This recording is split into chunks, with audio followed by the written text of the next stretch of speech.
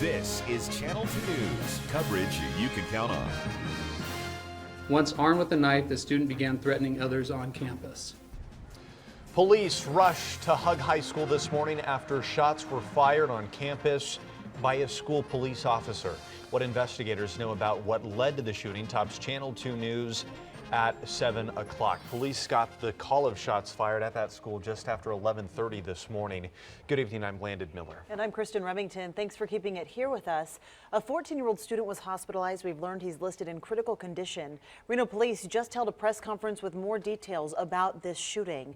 Channel 2 is the first on scene, and we have team coverage for you tonight. That's right. Amanda Ketchledge is live at Hug High School after speaking with students and parents after they were really cleared to leave that school. But first, we're going to start with Zach Mooney, who has been on the scene speaking with police all day. So, Zach, where did this all happen? Well, and it all happened right behind me in the quad here at Hug around lunchtime, just about 11:30. Now, there are still some investigators in there doing some work, but police say a student was armed with at least one knife and was swinging them at fellow students, and that's when a Washoe County school police officer in the area confronted that student. The officer gave verbal commands for the student to drop the knife, ultimately firing his service weapon, stopping the threat. Pulling those knives out in the first place. Now, the victim was transported to the hospital and is in critical condition, as you heard, and investigators are going through more than 40 witnesses as well as cell phone videos to try and sort all this out. And of course, we'll be sure to bring you the latest information as it develops. Covering the story live from Hug High School, Zach Mooney, Channel 2 News. All right, Zach, thank you. A code red lockdown went into effect immediately after at least one shot was fired at the school. Amanda Ketchledge is live, where students and their parents were finally reunited after that scary situation. Amanda, they must have been relieved. Yeah, we saw parents and their children embracing each other after every single student was finally released from the school campus earlier this afternoon.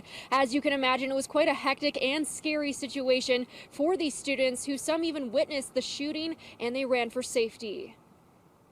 Some other teacher had to pull me in the classroom, and I didn't feel safe. We just hear a gunshot go off, and we didn't think much of it until we saw students running away. Families were outside of the school for hours on end, anxiously awaiting to see if their children were okay. They did happen to receive a phone call from the school district earlier this morning. Proctor Hug High School has been placed in a code red after an incident on campus. The campus is currently stable and secure with a heavy police presence at the school. One mother we talked to says it took as long as half an hour for her to receive that message. I do not think it was good enough. I actually called the school district and left a message for whoever's in charge of communications to get a hold of me, because to find out from coworkers rather than the school what's going on is scary. Now, the school district says it does understand that parents were frustrated today, but the main priority today was to ensure that every single student was safe and accounted for. Your children are our greatest asset, and we will protect them, and we want to make sure that they're safe at all times. In a statement, Washoe County School Superintendent Tracy Davis said in part, quote, "Our hearts go out to the students, staff, and families impacted, and we stand ready to assist them in any way needed," end quote. And Hug High School will be open tomorrow, and counselors will be here on site for any staff or students who need the help. Covering the story, Amanda Ketchledge, Channel 2 News.